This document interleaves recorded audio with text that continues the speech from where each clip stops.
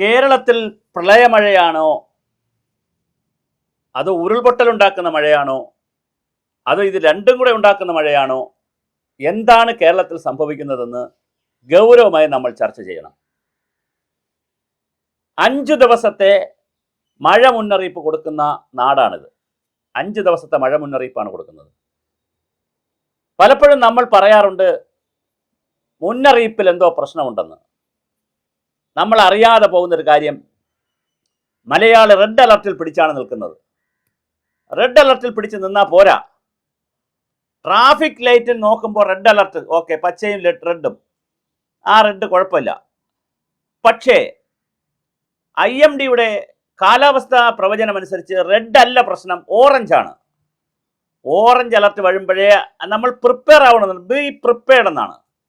തയ്യാറെടുത്തോളൂ നിങ്ങൾ, ദാ അപകടം മുന്നിൽ വരുന്നു. ബ്രേക്ക് പൊട്ടുമ്പോഴാണ് ഓറഞ്ച്, വണ്ടി ഇടിക്കുമ്പോഴാണ് റെഡ്.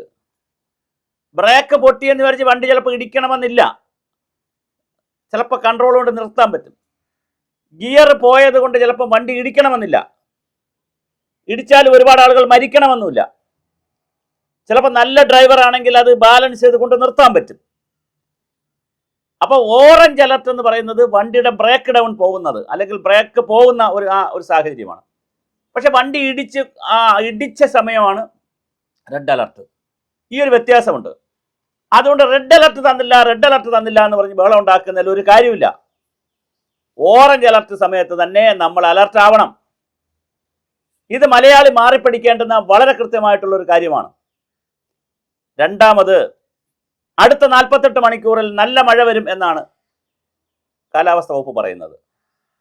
അങ്ങനെയാണെങ്കിൽ ഇപ്പോൾ പെയ്ത് വീണ് കിടക്കുന്ന മഴ, കൂടുതൽ മഴ വന്നാൽ സ്വാഭാവികമായിട്ട് ഇപ്പോൾ സാച്ചുറേറ്റഡ് ആയിരിക്കുന്ന മണ്ണിൽ വീണ്ടും മഴ വന്നാൽ, ഇപ്പോൾ പെയ്തിരിക്കുന്ന മഴവെള്ളം ഇറങ്ങിപ്പോകാതെ വീണ്ടും മഴ വന്നാൽ, കടലേറ്റം അങ്ങനെ തന്നെ നിന്നാൽ, വേലിയേറ്റം അങ്ങനെ തന്നെ നിന്നാൽ, വെള്ളം ഇറങ്ങിപ്പോകാതിരുന്നാൽ വലിയ പ്രളയമാകും. വളരെ സിമ്പിളല്ലേ, ലോജിക്ക് വെരി സിമ്പിളല്ലേ.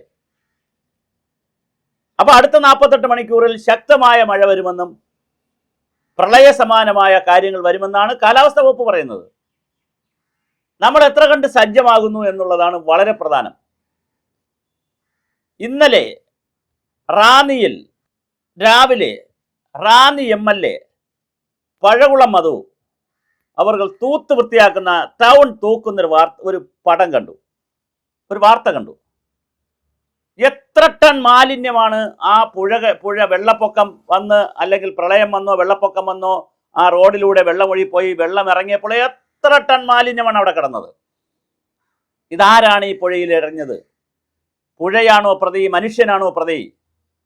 എല്ലാ പുഴകളും നമ്മൾ കയ്യേറിയിട്ടുണ്ട്, എല്ലാ പുഴകളും നമ്മൾ നല്ലൊരു ഭാഗം നികത്തിയിട്ടുണ്ട്, എല്ലാ പുഴകളെയും നമ്മൾ ഒതുക്കിയെടുത്തിട്ടുണ്ട്. ആ ഒതുക്കിയെടുത്ത പുഴകളിൽ, ഓടകളിൽ വലിയ ടൺ കണക്കിന് മാലിന്യം നമ്മൾ എറിഞ്ഞിട്ടുമുണ്ട്. എവിടെയാണ് പുഴയ്ക്ക് ഒഴുകാൻ സ്ഥലം? എവിടെയാണ് വെള്ളത്തിനൊഴുകാൻ സൗകര്യം? ഒരു കാരണവശാലും ചെയ്തുകൂടാത്തതാണ്. നദീതടങ്ങളിൽ കൃത്യമായി വ്യാപകമായ രീതിയിൽ നമ്മൾ മണ്ണെടുത്ത് കൃഷി ചെയ്തിട്ടുണ്ട്. പാലായിലും ഈരാറ്റുപേട്ടയിലും സംഭവിച്ച മഴക്കെടുതിയുടെ അല്ലെങ്കിൽ പ്രളയത്തിന്റെ ബാക്കി തുടക്കം വന്നത് തീക്കോയിലെ ഉരുൾപൊട്ടൽ കൂടെ കൊണ്ടാണ്. തീക്കോയിൽ എങ്ങനെയാ ഉരുൾപൊട്ടിയത്? ഇങ്ങനെ കയ്യേറാൻ പറ്റുമോ മനുഷ്യന്? എത്ര വലിയ വിലയാണ് മനുഷ്യൻ കൊടുക്കുന്നത്?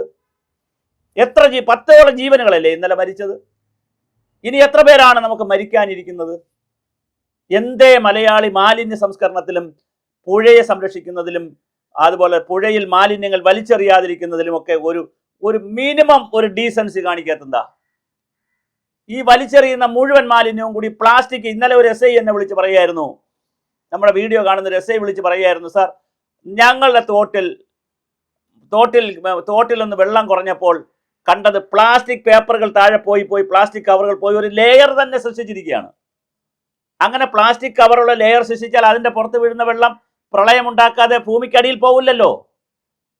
അത് അങ്ങനെ വരുമ്പോൾ മഴക്കാലത്ത് പ്രളയമുണ്ടാക്കുകയും മഴ കഴിഞ്ഞാൽ ഈ പ്ലാസ്റ്റിക്കിന്റെ അടിയിലോട്ടുള്ള വെള്ളം പോകാത്തതുകൊണ്ട് വേനൽ വരുമ്പോൾ വരൾച്ച ഉണ്ടാക്കുകയും ചെയ്യും. നദി വറ്റിപ്പോകും, തോട് വറ്റിപ്പോകും. വളരെ ഗുരുതരമായ കാര്യമല്ലേ മലയാളി ചെയ്യുന്നത്? നമ്മൾ എന്ത് വികസനമാണ് പറയുന്നത്? സകല പേരും രംഗത്തിറങ്ങേണ്ട സമയമേ. നമ്മുടെ നാട്ടിലെ പുഴകളിൽ, തോടുകളിൽ, നദികളിൽ വലിച്ചെറിഞ്ഞിരിക്കുന്ന പ്ലാസ്റ്റിക് ഉൾപ്പെടെയുള്ള മാലിന്യങ്ങളാണ് പ്രളയത്തെ ഇത്രയും വഷളാക്കുന്നത്. എന്നിട്ട് നമ്മൾ മഴയെ കുറ്റം പറയും. മഴയാണ് ഇവിടുത്തെ കുഴപ്പക്കാരനെന്ന് പറയും. അല്ലെങ്കിൽ പസഫിക് ഓഷനിൽ എന്നിനും ഉണ്ടായതാ കുഴപ്പമെന്ന് പറയും. അല്ലെങ്കിൽ ആഗോളതാപനമാണ് ഇവിടെ രാജ്യത്തെ പ്രശ്നമെന്ന് പറയും. ആഗോളതാപനം ഉണ്ടെന്നേ, ഗ്രീൻ ഹൗസ് എഫക്റ്റ് ഉണ്ടെന്നേ, ഹരിതഗ്രഹ പ്രഭാവം ഉണ്ട്, അന്തരീക്ഷത്തിൻ്റെ കാർബൺ ഡയോക്സൈഡിൻ്റെ അളവ് കൂടുന്നുണ്ട്. 1.2 ഡിഗ്രി 5 ഡിഗ്രിയിൽ കൂടുന്നുണ്ട്. അത് 2 ആയി കഴിഞ്ഞാൽ വലിയ പ്രശ്നമാവും. 2 ഡിഗ്രി ആയാൽ വലിയ പ്രശ്നമാകും. ഇതൊക്കെ എല്ലാവർക്കും അറിയാം. നമുക്കറിയാമല്ലോ ഇങ്ങനെ ഒരു പ്രശ്നമുണ്ടെന്നറിയാമല്ലോ. എന്നിട്ട് നമ്മൾ എന്തേ ഇങ്ങനെ ഒരു തത്തക പിത്തക കളിക്കുന്നത്? നല്ല 2 വേനൽ കിട്ടി. ജൂണിലും ജൂലൈയിലും മഴയില്ലായിരുന്നു. എന്നിട്ട് നമ്മൾ എന്ത് തയ്യാറെടുപ്പ് നടത്തി? നമ്മുടെ പഞ്ചായത്ത് രാജ്, ആരെയും കുറ്റപ്പെടുത്താനല്ല, പഞ്ചായത്ത് രാജ് സ്ഥാപനങ്ങൾ ഇപ്പം സജ്ജമാണെന്നാണ് പറയുന്നത്. എന്ത് സജ്ജം? നിങ്ങൾ മാർച്ച് ഏപ്രിൽ മാസങ്ങളിൽ എവിടെ പോയിരുന്നു? തൊഴിലുറപ്പുകാരുമൊക്കെ എവിടെ പോയിരുന്നു? കേരളത്തിലെ തൊഴിലുറപ്പുകാരും സംവിധാനങ്ങളൊക്കെ. നിങ്ങൾ കൃത്യമായി തോടുകൾ വൃത്തിയാക്കണ്ടേ?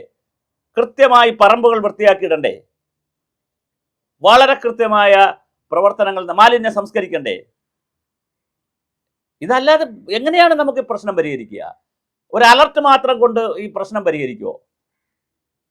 അശാസ്ത്രീയമായി ഒരുപാട് വീടുകൾ വെച്ചു കൊടുത്തു, ഗവൺമെന്റ് തന്നെ വെച്ചു കൊടുത്തു, ലൈഫ് പദ്ധതിയിൽ വെച്ചു കൊടുത്തു. തൊടുപുഴയിൽ 4 ലക്ഷം രൂപ കിട്ടുമെന്ന് വിചാരിച്ച് ഒരാളും കയറാത്ത, ഒരു മനുഷ്യൻ ചെല്ലാത്ത, വളരെ ഉയർന്ന ഹൈറേഞ്ച് പോലെ കിടക്കുന്ന മലനിരകളിൽ പോയി മല ഇടിച്ച് അവിടെ ഫ്ലാറ്റാക്കി വീട് വെച്ചു. എല്ലാ വീടും ഇന്നലെ എടുത്തോണ്ട് പോയി. എന്തൊരു നാടാണിത്?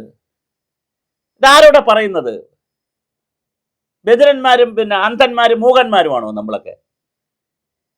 എത്ര സംവിധാനമാണ് നമ്മൾ? ഷട്ടപ്പ് പുട്ടപ്പും വെച്ച് ഫയൽ എഴുതാൻ എത്ര സംവിധാനമാണ് നമുക്കുള്ളത്?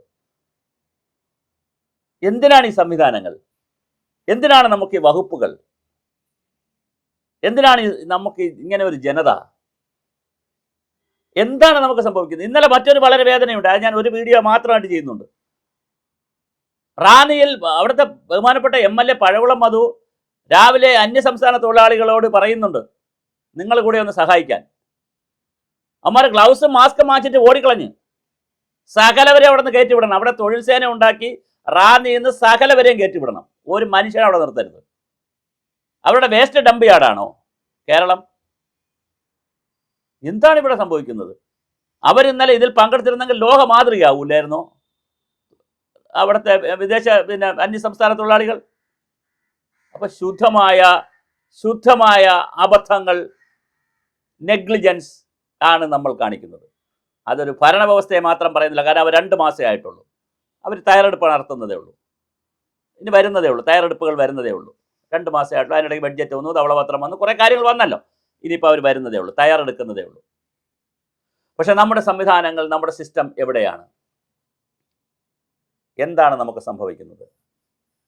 മലയാളി ആര് രക്ഷിക്കും? ഏത് സംവിധാനം രക്ഷിക്കും? കടലെടുത്ത് പോകുമോ? മലയിടിഞ്ഞ് കേരളം ഇല്ലാതാകുമോ? ആരോടെ ഇതൊന്ന് ചോദിക്കുക? ഞാൻ ലേഖനത്തിൽ എഴുതിയിട്ടുണ്ട്. ഇന്നത്തെ മംഗളം പത്രം നിങ്ങൾ എല്ലാവരും ഒന്ന് വായിക്കണം. കിട്ടുമെങ്കിൽ ഓൺലൈനിലും കിട്ടുമല്ലോ. സുപ്രഭാതം പത്രം വായിക്കണം.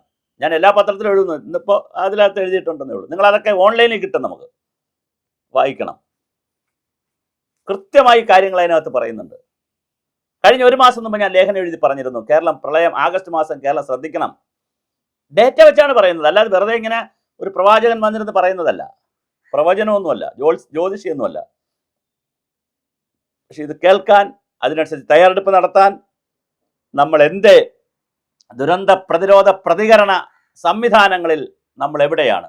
എന്തായാലും 48 മണിക്കൂറിൽ നല്ല മഴ വരുമെന്നാണ് കേൾക്കുന്നത്. ചിലപ്പോൾ വരാതിരിക്കും. IMD പറയുന്ന അനുസരിച്ചല്ല കാറ്റ് പോകുന്നത്. കാറ്റിൻ്റെ ദിശയ്ക്ക് പോകാൻ പറ്റും. IMDയുടെ ദിശയ്ക്ക് കാറ്റ് പോകാൻ പറ്റത്തില്ല. മഴക്കാറ്റ് പോകുന്നതനുസരിച്ച്, മഴക്കാറുകൾ പോകുന്നതനുസരിച്ച് മഴ മാറും. അതുകൊണ്ട് IMDയെ കുറ്റം പറയാൻ പറ്റില്ല. അത്രയും കോംപ്ലിക്കേറ്റഡ് ആയിട്ടൊരു ഭൂമിശാസ്ത്ര പ്രദേശത്താണ് നമ്മൾ താമസിക്കുന്നത്.